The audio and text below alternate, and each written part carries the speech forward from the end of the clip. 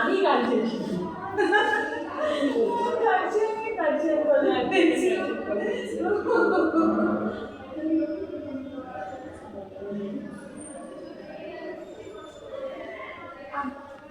আমি এটা বুঝতে পারি না যে মানে এরা কি করে আর যে 4-5টা দেখ কোনো বাচ্চা এরকম করে বেরিয়ে যাচ্ছে, ঘর থেকে বেরিয়ে যাচ্ছে।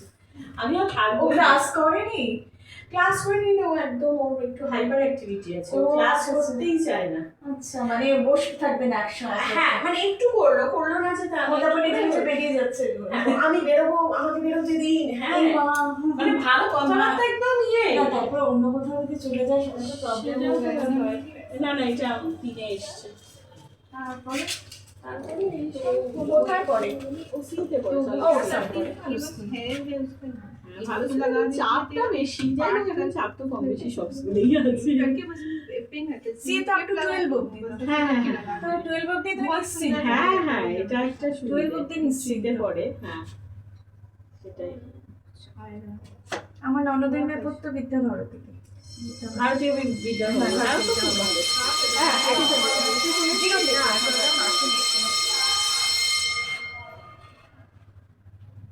আমি সে যখন সায়েন্স কলেজ থেকে ফিরতাম তখন ওই ডন বস্কোর সামনে 4 নম্বর টাইম থেকে ফিরতে কি বিভৎস দুপুরবেলার দিকটা প্রতিদিন, মানে 3টে 3:30 সময় যদি কোনোদিন ফিরতাম পুরো রাস্তা পুরো ব্লক, ওখানে সমস্ত ইয়েদের গাড়ি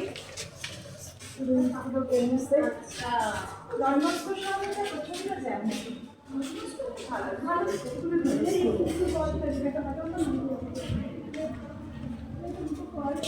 আসছি। তোর ক্লাস আছে? কালকে আসবি আমাদের সেমিনারে? কালকে তো আসা না। ঠিক আছে, ঠিক আছে, দেখো। ওকে, আর তুই আমাকে যদি পারিস যদি এনভায়রনমেন্টাল এপিজেনেটিক্স যদি কিছু পড়াতে। ঠিক আছে, ঠিক আছে। একটা ক্লাস তুমি কবে কবে আসো আমাকে যদি।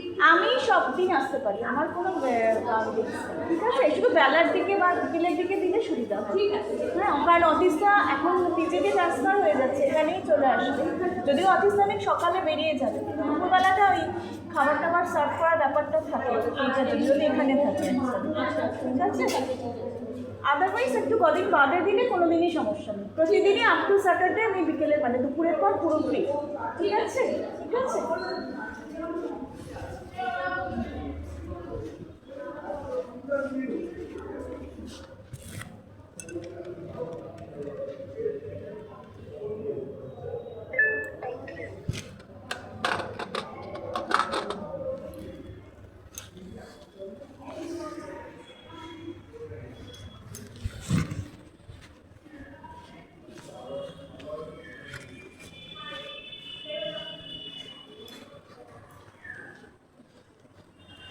না, আমি দেরি করি।